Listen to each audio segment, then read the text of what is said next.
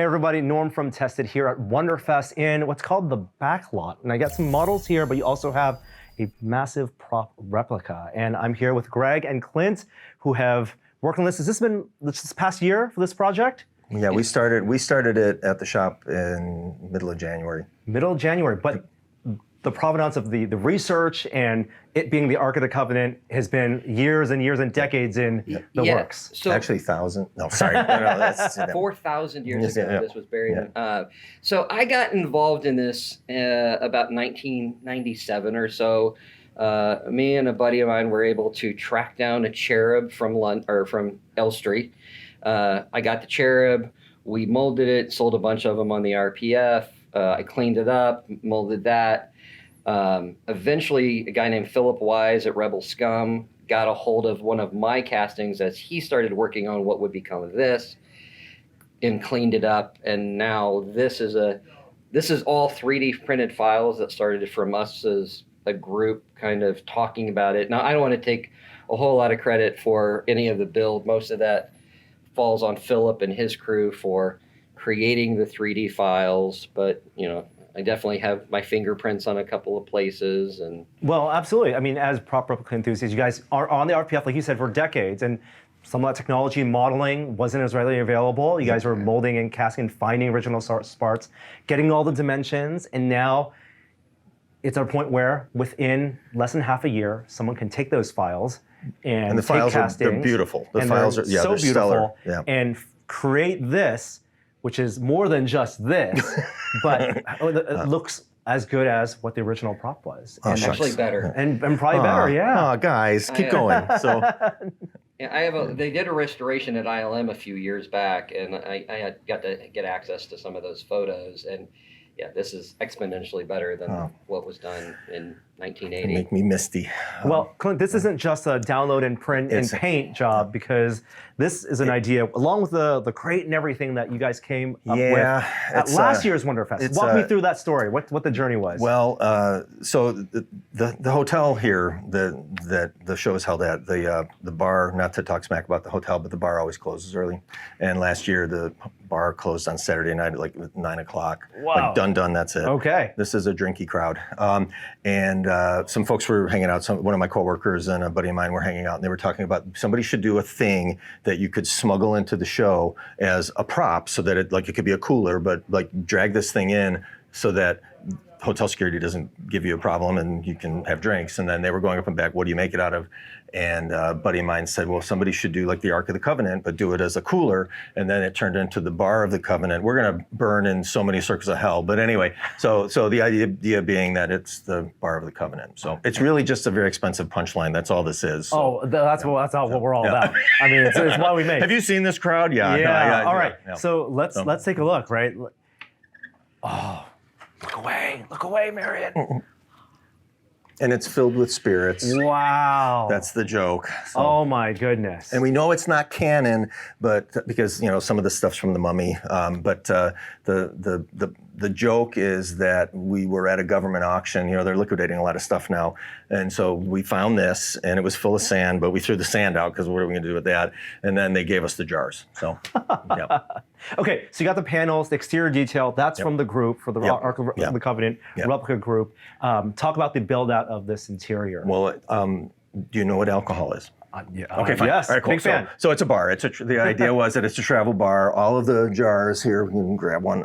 All of the jars, and I bought the files online. I can't take credit for that, but all of the jars have 1 liter bottles in them. Oh my and goodness. So they're all.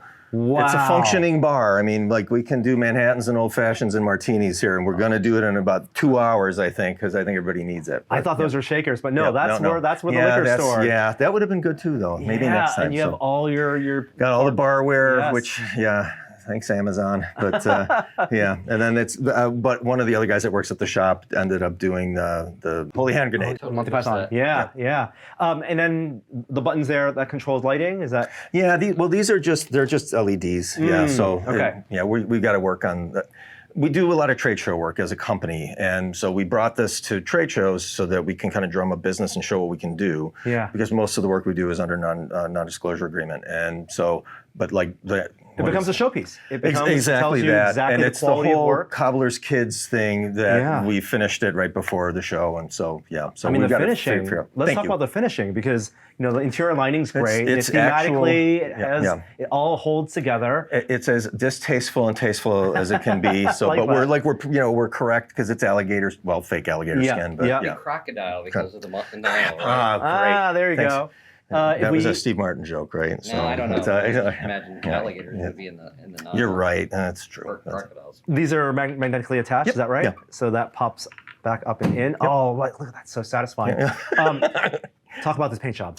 One of the guys at the shop did that, guy named Chase, and it's a single stage black urethane with, I don't remember the brand, but it's a hyperground aluminum powder it's a paint that you spray on to do simulated chrome, and then waterborne, I think it's Scenics paint that was used as a candy apple, and then we shot a lacquer over the top.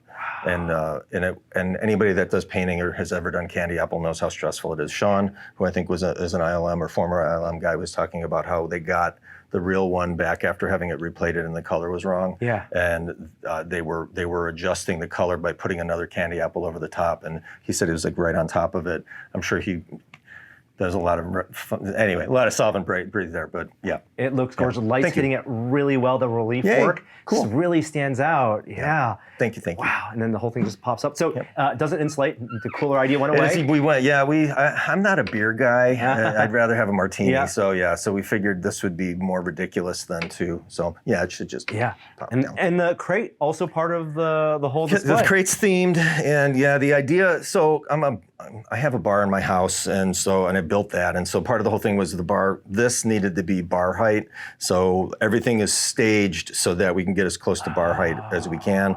It's on casters right now, but part of the whole deal with it is for this all to fit.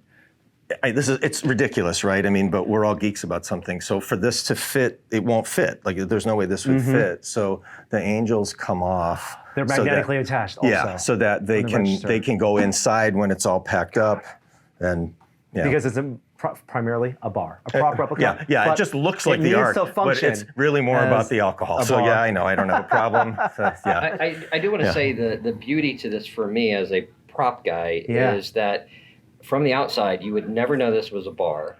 Thanks. And that was the point. It is perfect at every level. Like there's no idea that there's anything hidden in it. So the joke is, I would imagine that the joke really is that it's actually there as opposed to somebody coming up.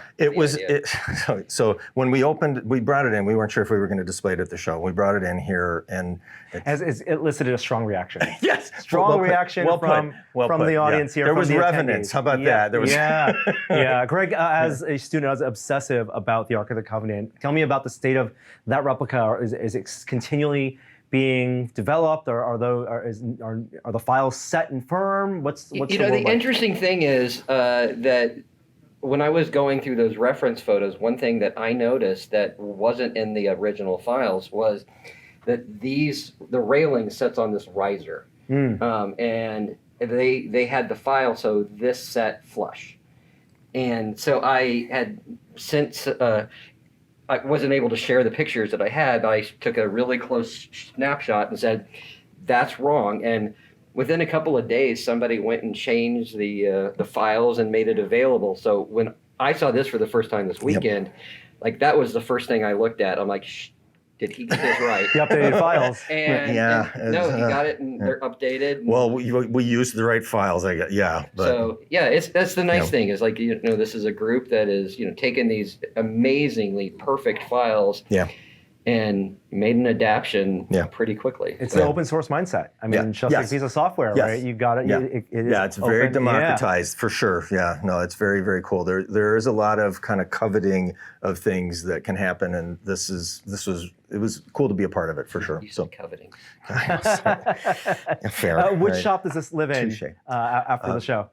Well, at company's Acme Design.